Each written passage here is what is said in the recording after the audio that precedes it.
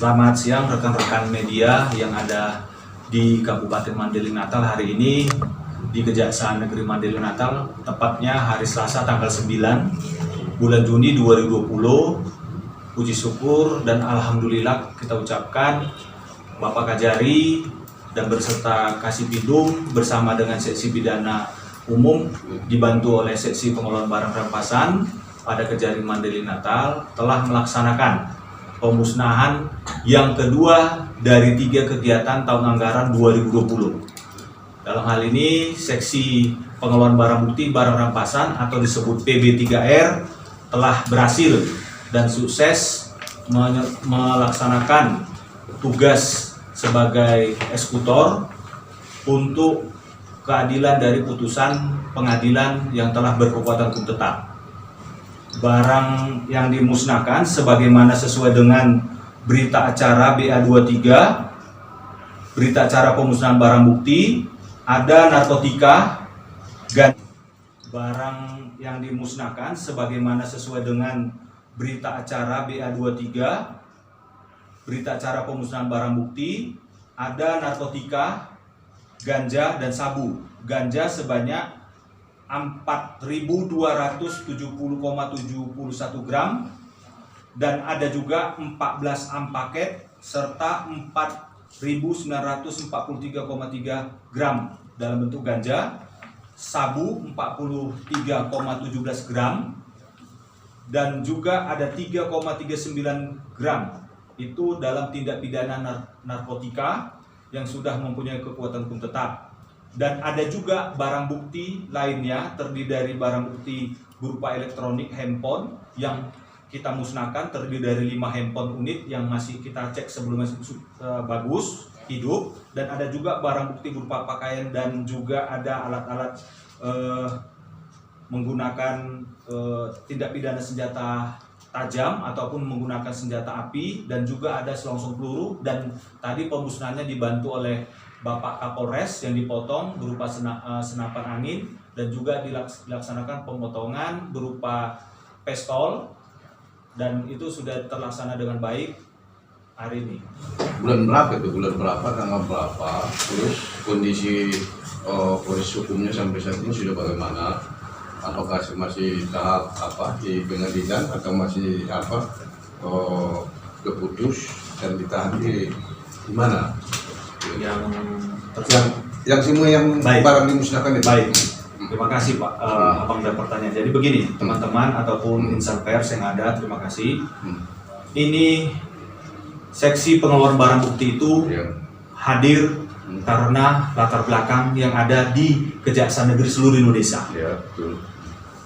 Latar belakangnya itu adalah banyaknya barang tunggakan, baik yang bernilai ekonomis maupun yang barang yang tidak sama sekali diduga tidak nilai ekonomis, yang tersimpan di gudang barang bukti atau ruang barang bukti setiap Kejari, sehingga barang ini tidak ada keberanian jaksa penuntut umum bersama Kasih Pidum untuk melaksanakan eksekusi karena pergantian jabatan jaksa penuntut umum ataupun pergantian kepala seksi pidana umum yang baru tidak mau mengambil resiko karena dia juga kehilangan data ataupun berkas, bagaimana juga tidak tahu termasuk putusannya.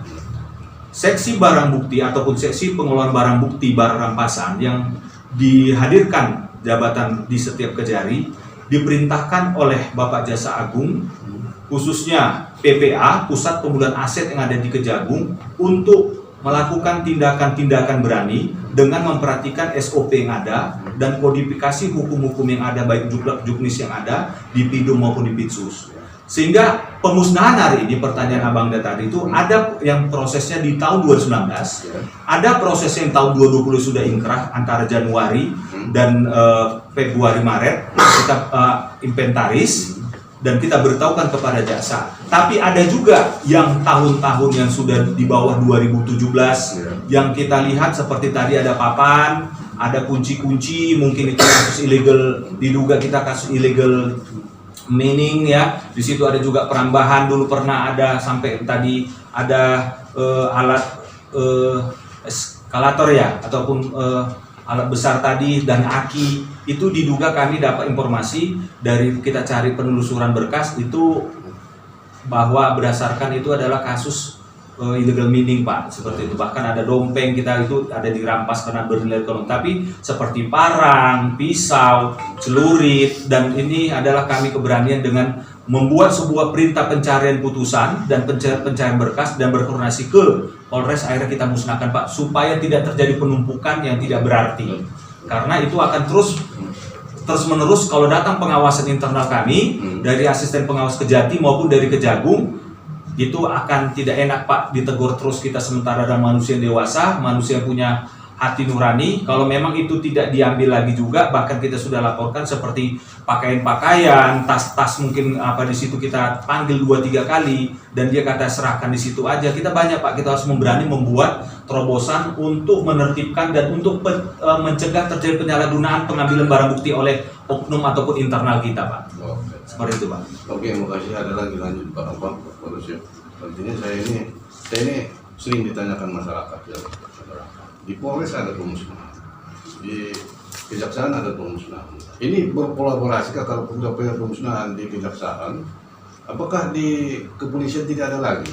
Atau memang lain yang di Polres, lain yang di Kejaksaan? Ini Pak Rusya, biar mengerti masyarakat kita. Masyarakat kita kan masalah hukum ini kan masih awam. Kalau saya oke lah, saya memahaminya kan. Tetapi asumsi masyarakat kadang-kadang di luar sana, bahwasanya Kejaksaan memusnahkan sedikit, padahal yang ditangkap begini, dimusnahkan sedikit. Nah, begitu juga Polres ditangkap 3 hektar, 6 hektar yang dimusnahkan segini. Di mana sisanya? Karena jangan dijual. Nah, kayak gitu. Ini mohon penjelasan Pak. Ini terima kasih Bang Iskandar. Pertanyaan mudah-mudahan bisa jadi rilis dalam tulisan-tulisan insan pers. Terima kasih, pertanyaannya sangat dalam dan kritis Pak. Memang Bang Iskandar bilang tokoh ya, tokoh di Mandailing Natal. Begini ya Abang Dah, tapi saya sekali lagi bukan menggurui Abang Dah ataupun teman-teman wartawan di sini. Saya yakin banyak sudah diketahui, tapi perlu kami sampaikan sedikit juga. Begini Abang Dah, teman-teman, barang bukti dikatakan barang bukti itu jika dalam sebuah proses penegakan hukum mulai sejak tahap penyelidikan. Tahap penyidikan ini ada undang-undang khusus mengatur seperti undang-undang narkotika. Nah, dalam undang-undang narkotika contohnya itu barang bukti itu bisa disisihkan.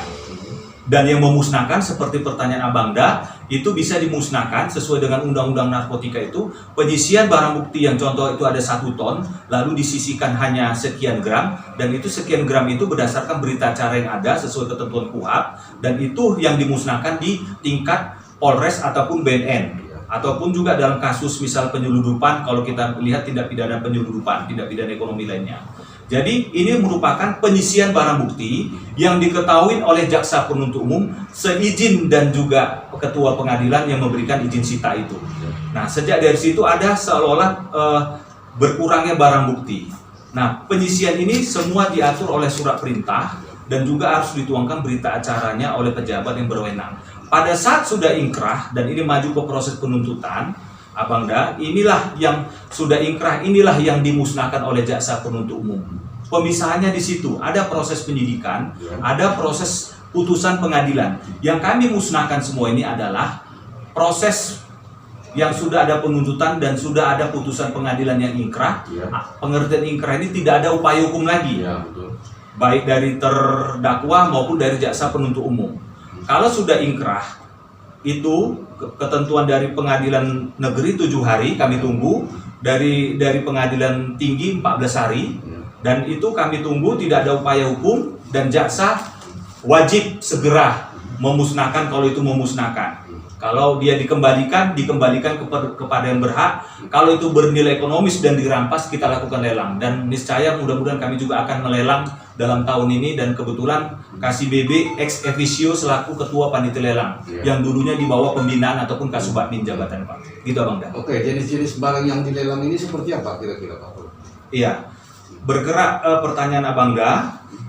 Memang hari ini kita ada pemusnahan barang bukti. Itu diduga yang memang digunakan kejahatan supaya tidak terulang lagi penggunaannya seperti parang. Tapi kalau misalnya dia bernilai ekonomis seperti sepeda motor ataupun runmore, baik roda 2, roda 3 ataupun roda 4 atau lebih, biasanya negara karena sudah mengeluarkan proses penegakan hukum, menggaji jaksa, menggaji hakim, polisi, dan juga biaya sidang. Itu negara menghendaki kalau nilai ekonomis baik tanah, rumah itu ada baiknya digunakan, dirampas negara putusannya, lalu kita bisa melelang ataupun digunakan untuk kepentingan sosial seperti kendaraan, bisa bermohon dari SMK ataupun sekolah-sekolah teknik untuk digunakan untuk praktek, atau juga untuk kepentingan anak panti asuhan kalau kendaraan, atau juga memang itu bisa dirampas negara dengan dijual. Jadi pengertian dirampas negara itu bukan otomatis satu-satunya dengan cara dilelang. Nah, kalau sudah perintah Pak Kajari mengatakan itu dijual dengan cara dilelang, yang ada dua, dijual melalui KPKNL ataupun dijual oleh kejaksaan tapi dengan kerjasama dengan KPKNL,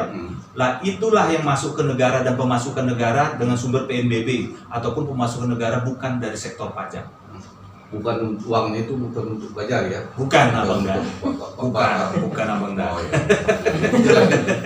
Karena kadang-kadang masyarakat itu gitu, uangnya buat Kajari katanya, dibagi-bagi katanya. Dan syukur alhamdulillah, puji Tuhan 2018-2019 di bawah pimpinan Bapak Kajari, Bapak Taufik Jalal SHMH, Kejaksaan Negeri Mandailing Natal berhasil memasukkan uang ke negara tidak kurang 100 juta Bang Dan. Dan itu ada bukti setornya dilakukan oleh bendara penyetor kita Bapak. Itu ada kasus korupsi, ada juga kasus dari tindak pidana umum Bang Dan. Ada lagi nggak? Terakhir, pesan-pesan daripada Kejaksaan Negeri Mandailing Natal kepada masyarakat kita. Baik. Jadi melalui seizin Bapak Kajari, Bapak Taufik Jalal, insan pers yang saya hormati, masyarakat yang saya cintain, kami Kejaksaan Negeri Mandailing Natal dalam rangka memasuki bulan Hari Bakti Kejaksaan Republik Indonesia, kami menghendaki masyarakat itu mengerti dan semakin mengerti hak-hak terhadap barang bukti, mulai dari proses penyitaan sampai penuntutan maupun nanti setelah putusan pengadilan. Itu ada hak-hak dari masyarakat, ada juga untuk dimusnahkan, ada juga dilelang kalau itu memang perintah dirampas untuk negara. Dan kami menghendaki masyarakat dengan dibantu insan pers yang ada di Mandailing Natal yang luar biasa semakin kritis dan mengikuti sistem yang ada, perubahan yang ada semakin bagus di Kejaksaan seluruh Indonesia. Dan kami minta doa restu dari masyarakat juga supaya Kejaksaan semakin dipercaya dan semakin jaya dan membawa Indonesia semakin hebat. Terima kasih. Oke.